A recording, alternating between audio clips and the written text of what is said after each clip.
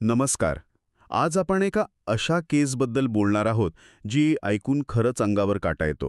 हो, अगदी. इंदोरचं एक जोडपं, बरोबर. राजा आणि सोनम रघुवंशी. हनीमूनसाठी मेघालयाला गेले होते आणि तिथे तिथे जे घडलं ते खूपच भयानक आहे.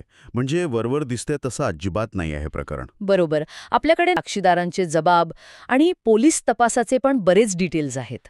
म्हणजे आपण यातून समजून घेण्याचा प्रयत्न करणार आहोत की ही एक नॉर्मल वाटणारी हनीमून ट्रिप एका भयानक हत्येपर्यंत कशी पोचली. अगदी.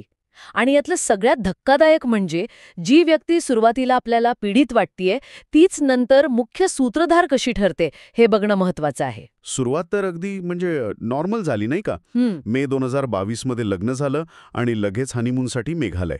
हो, राजा आणि सोनम. पण काय झालं, 23 मे नंतर अचानक दोघांशी संपर्क तुटला. फोन बंद. आणि मग घरच्यांची चिंता वाढली असणार, साहजिक आहे. हो ना. कुणाला संपर्क होत नव्हता.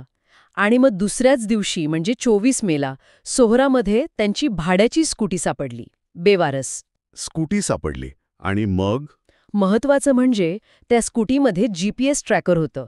आणि त्यामुळे पोलिसांना कळालं की स्कूटी एका निर्जन ठिकाणी गेली होती, वॉय सॉ डॉंग फॉल्स म्हणून जागा आहे तिथल्या पार्किंगपर्यंत, आणि तिथे जवळपास 18 मिनिटं थांबली होती. अरे बापरे. म्हणजे जीपीएसमुळे एक महत्वाचा क्लू मिळाला म्हणायचं. मग पोलिसांना काय वाटलं सुरुवातीला? अपघात वगैरे. हो. सुरुवातीला त्यांना तोच संशय आला, कारण त्याच धबधब्याच्या परिसरात महिनाभर आधीच एका हंगेरियन पर्यटकाचा मृतदेह सापडला होता दरीत. अच्छा. तर त्यांना वाटलं की कदाचित यांच्यासोबत पण तसंच काही झालं असेल, अपघात वगैरे. पण सत्य तर खूपच वेगळं निघालं. अगदी. 2 जूनला ड्रोन कॅमेराने सर्च ऑपरेशन केलं तेव्हा त्या दरीत थर्मल सिग्नेचर मिळाले. म्हणजे कोणीतरी आहे हे कळालं. मग शोध पथक खाली उतरलं आणि त्यांना तिथे राजा रघुवंशीचा मृतदेह सापडला. आणि त्याच्या डोक्यावर वार होते, धारदार शस्त्राचे. म्हणजे खून. हो, स्थानिक भाषेत डाव म्हणतात त्याला. त्याने वार केले होते.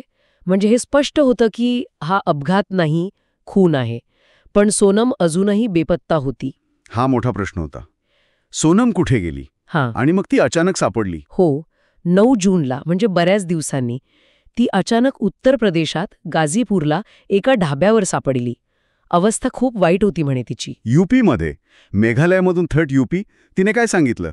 तिने कहाणी रचली की त्यांच्यावर लुटारूंनी हल्ला केला, राजा तिला वाचवण्याच्या प्रयत्नात मारला गेला आणि तिला त्यांनी नशेचं इंजेक्शन देऊन पळवून आणलं, त्यामुळे ती इथे कशी पोचली हे तिला आठवत नाहीये म्हणाली. पण हे पोलिसांना पटलं असेल असं वाटत नाही, कारण तिला लगेच अटक झाली ना. बरोबर. काही तासांतच तिला अटक झाली, कारण तिची कहाणी आणि पोलिसांना मिळालेले पुरावे म्हणजे GPS data, CCTV footage, call records, तिकडच्या गाईडची साक्षी, यात खूप फरक होता. अच्छा. या सगळ्या पुराव्यांवरून पोलिसांनी तिला अटक केली, राजाच्या हत्येच्या कटात सामील असल्याच्या आरोपाखाली. आणि इथे सगळं चित्रच पालटलं. जी पीडित वाटत होती तीच आरोपी निघाली. म्हणजे हा कट आधीपासून रचला होता, लग्न आधीपासून. धक्कादायक आहे, पण हो, तपासात हेच उघड झालं. सोनम मुळात या लग्नाला तयार नव्हती आणि तिने लग्नाच्या आधीपासूनच तिच्या भावाच्या कंपनीत एक कर्मचारी होता, राज कुशवाहा नावाचा. त्याच्या मदतीने राजाच्या हत्येचा कट रचला होता. इतकंच नाही तर त्या राजने इंदोरमधून अजून तिघांना यात सामील करून घेतलं, विशार चौहान, आकाश आणि आनंद कुर्मी. म्हणजे पूर्ण प्लॅनिंग होतंय. हनीमून फक्त एक बहाणा होता.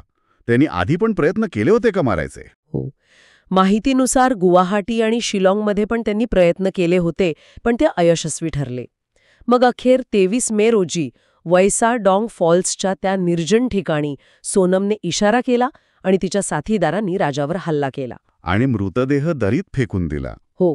आणि त्यानंतर सोनमने स्वतःच्या अपहरणाचा बनाव रचला, पुरावे नष्ट करायचा प्रयत्न केला, राजाचा फोन तोडून फेकला, रक्ताचे डाग असलेले कपडे. सगळं काही प्लॅननुसार. अगदी. पोलिसांनी मग सोनम, राज कुशवाहा आणि बाकी तिघांना अटक केली. पण प्रकरण इथेच थांबलं नाही. अजून कोण? इंदोरमध्ये ज्यांनी पुरावे नष्ट करायला मदत केली त्यांना पण अटक झाली.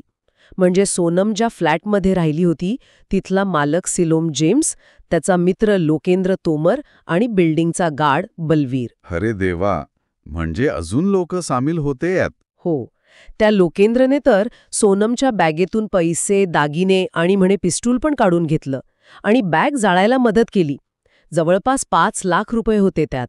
बापरे, केवढं मोठं जाळं होतं हे. पण मुख्य कारण काय? हे जबरदस्तीचं लग्न हेच की अजून काय? प्राथमिक तपासात तरी जबरदस्तीने लावलेलं लग्न हेच कारण पुढे येतंय. सोनम आणि तो राज कुशवाहा यांच्यात प्रेमसंबंध होते का याचाही संशय आहे. अर्थात दोघांनी चौकशीत ते नाकारलंय, पण सोनमने राजचा नंबर संजय वर्मा नावाने सेव्ह केला होता. ते संशयास्पद आहे. म्हणजे पोलीस अजून या अँगलने तपास करत असतील. हो, नक्कीच. नेमकं कारण काय हे अजून स्पष्ट व्हायचंय कदाचित. खरंच, ही घटना म्हणजे विश्वासघात आणि अतिशय थंड डोक्याने केलेला कट आहे. एका सुंदर सहलीचा शेवट इतका भयानक होईल, विचार पण करवत नाही. आणि यातून एक गोष्ट पुन्हा अधोरेखित होते की वरवर जे दिसतं ते नेहमी खरं नसतं आणि नात्यांमधले धोक्याचे इशारे म्हणजे रेड फ्लॅग्स ते वेळीच ओळखणं किती महत्वाचं आहे. बरोबर. राजाच्या मित्रांनी आणि घरच्यांनी नंतर काही गोष्टी सांगितल्या होत्या म्हणे, ज्या कदाचित आधी लक्षात आल्या असत्या तर. हो, कदाचित काहीतरी वेगळं घडलं असतं. आता तपास पुढे जाईल तसं अजून काही गोष्टी समोर येतील.